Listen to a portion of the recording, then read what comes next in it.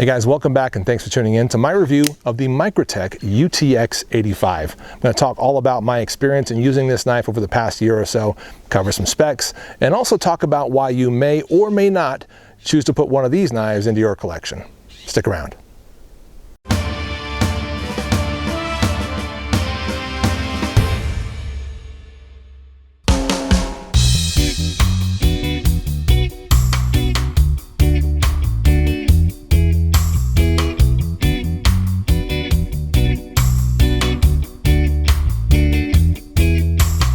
So like I said at the outset, I've been using and carrying this UTX-85 for roughly a year, probably closer to 10 months or so. But in that time, I've used it quite a lot, carried it quite a lot, and I have featured it in a number of other videos prior to this one.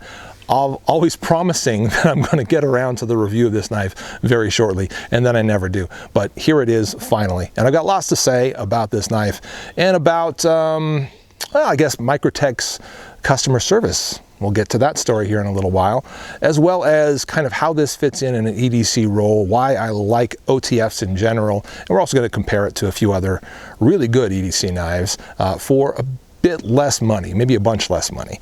This one in particular, with that sort of blue and the bronze finish on it, this was, like many of the UTXs or the Ultratechs, they kind of run a very specific color and specific sort of blade shape and combination.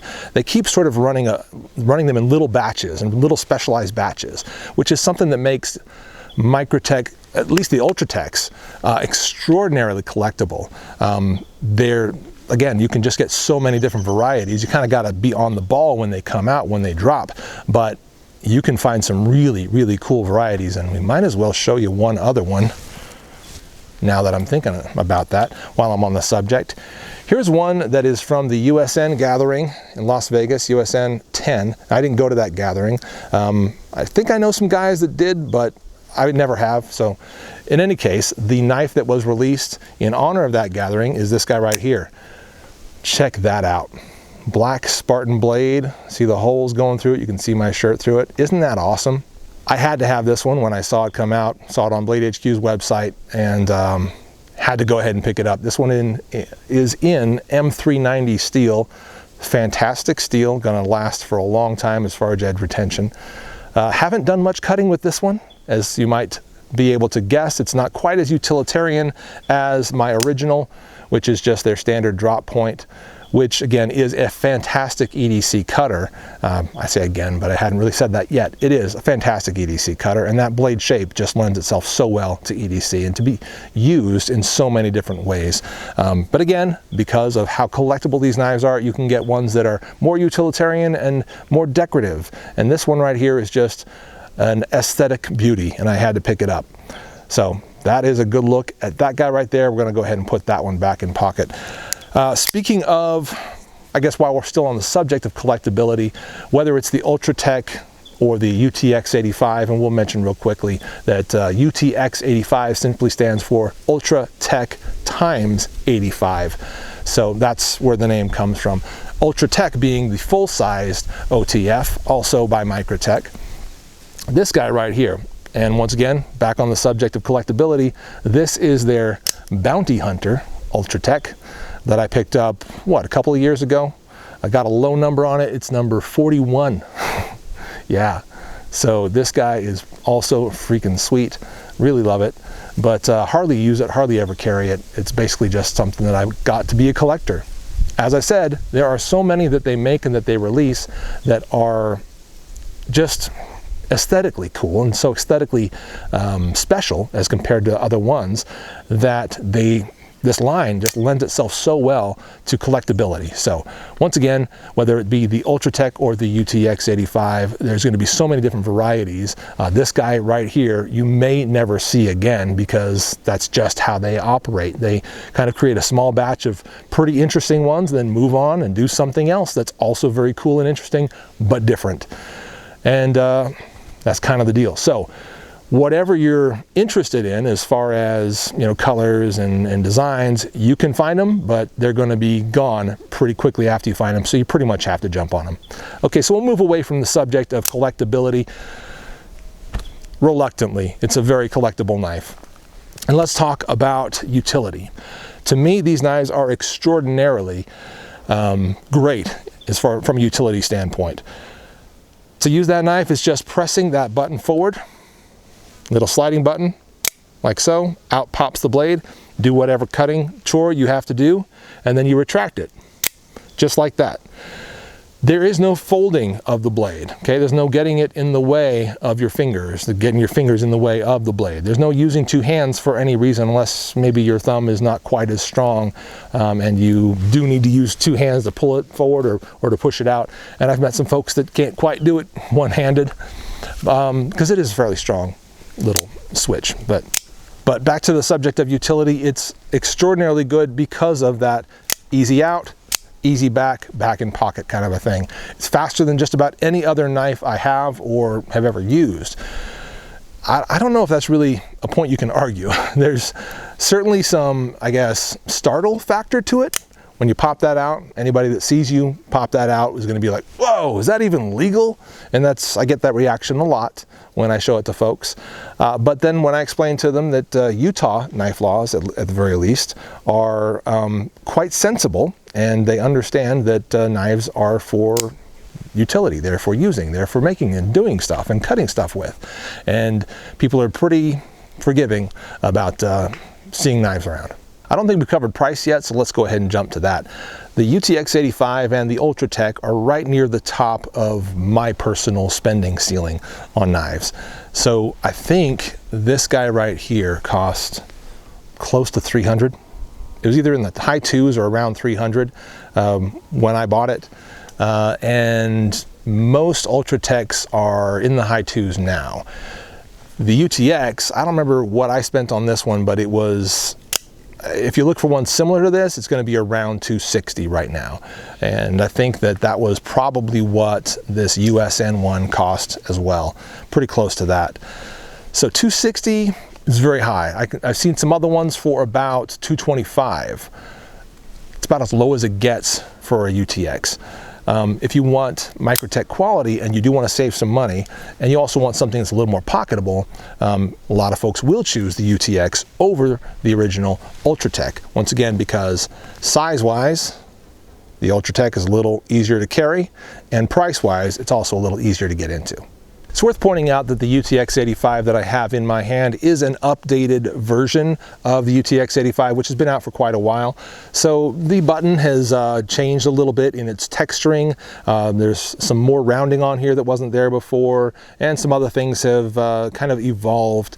But the current iteration of it, the current version of it, very sweet, very deluxe, very handsome, just a great, gorgeous looking knife. All the different versions I've looked at, again, outstanding aesthetically and great ergonomics too.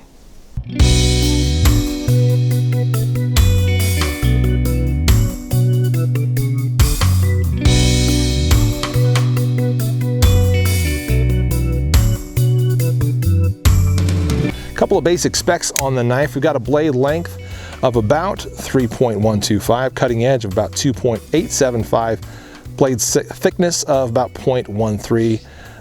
The blade material on this one is L-Max. Again, I showed you that the other one is M390. The weight, 3.1 ounces. Overall length of about 7.5 inches. Handle thickness of about 0.47. So not too fat in pocket, very easy to carry.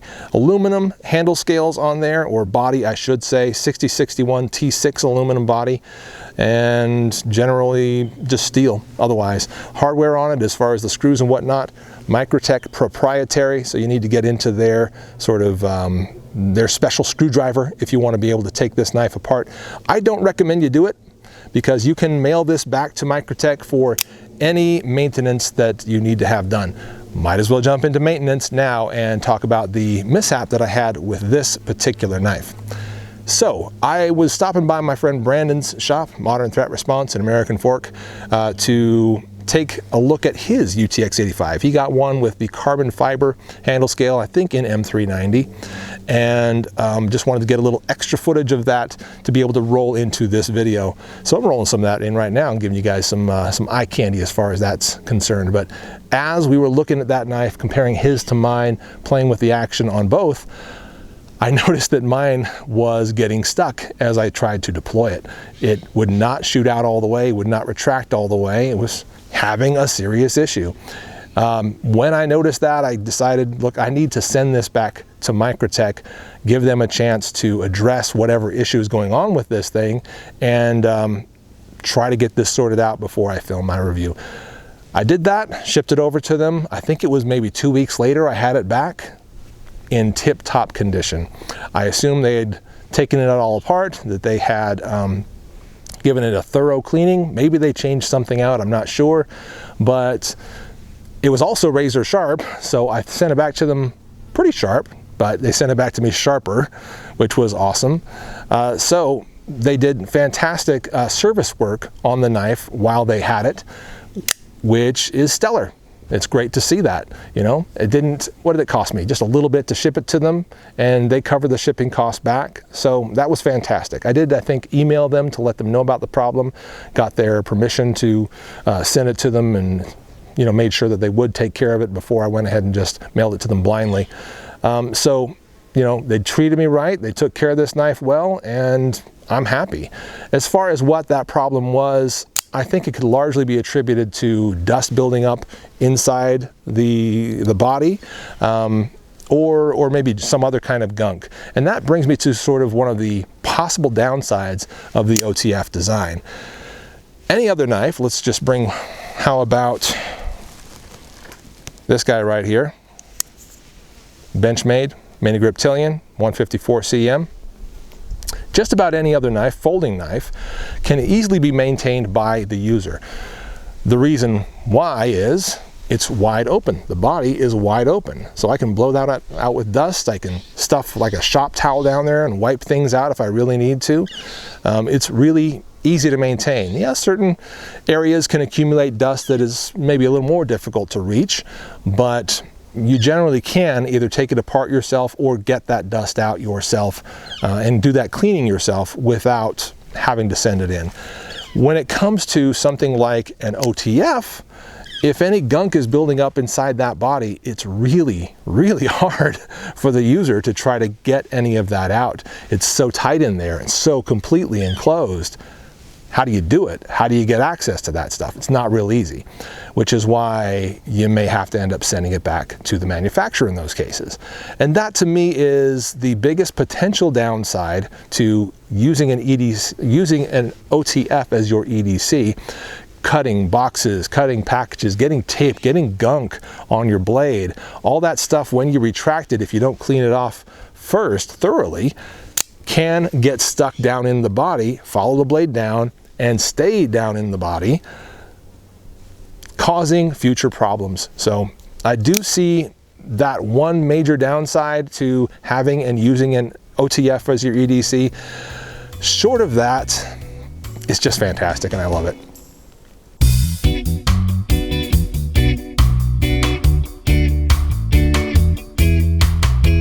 All right, so I compared the UTX-85 to one or two knives already, but let's bring in a couple of more, compare them for price, compare them for size, and so forth. So again, there's the UTX-85, and one more time, here's the Benchmade Mini Griptilian. Checking out the blade shape and size, you can see that they're both going to be great for EDC. They're roughly the same length, right around 3 inches. I think the UTX is just over that, the Benchmade just under that, but practically speaking, they're about the same. The Benchmade, again, 154 cm steel, and that, what do they call that? GTX handle, I think. This one comes in at about $95, USA made, and 2.5 ounces for this one versus the 3.1 ounces, so more or less the same. So, Benchmade, fantastic EDC knife. Yeah, that's how they stack up. Okay, let's bring in another excellent EDC. Once again, there's the UTX, and this is the Spyderco Delica. This in the Zome pattern handle, which I absolutely love. I think it's just gorgeous. They make a whole wide variety of those. They're really, really cool. Now, this particular one is in S30V steel, but generally it comes in VG10. So that puts it at a much lower price point than particularly this LMAX, and a little bit lower than that Benchmade. The Delica generally comes in right around $75. Again, it varies depending on the steel type, depending on a bunch of other factors. But as far as size, you can see that those two knives are extremely close. Once again, the blade lengths are practically the same, though not identically the same. They will get some of the same practical cutting done. They're more or less just as effective as each other in regards to general EDC tasks. After the Delica, there's one more I have to show here.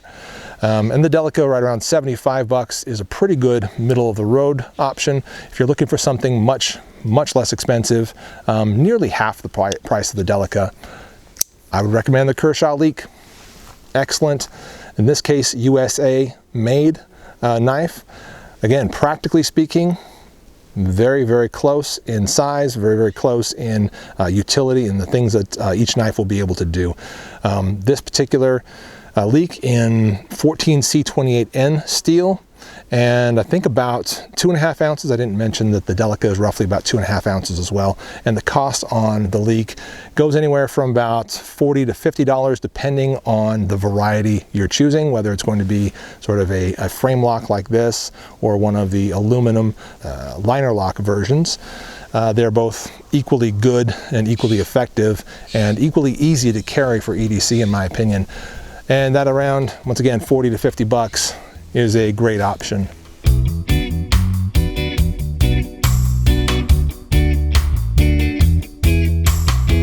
And that is about everything there is to say on the Microtech UTX-85. It's an excellent OTF. Yes, there are cheaper OTFs out there.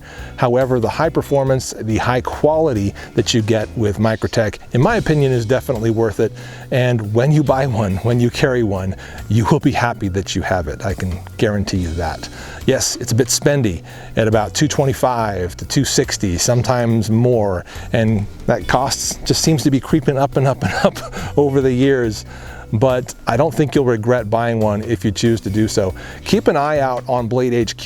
They get in an awesome selection of these knives, both the UTXs as well as the Ultratechs.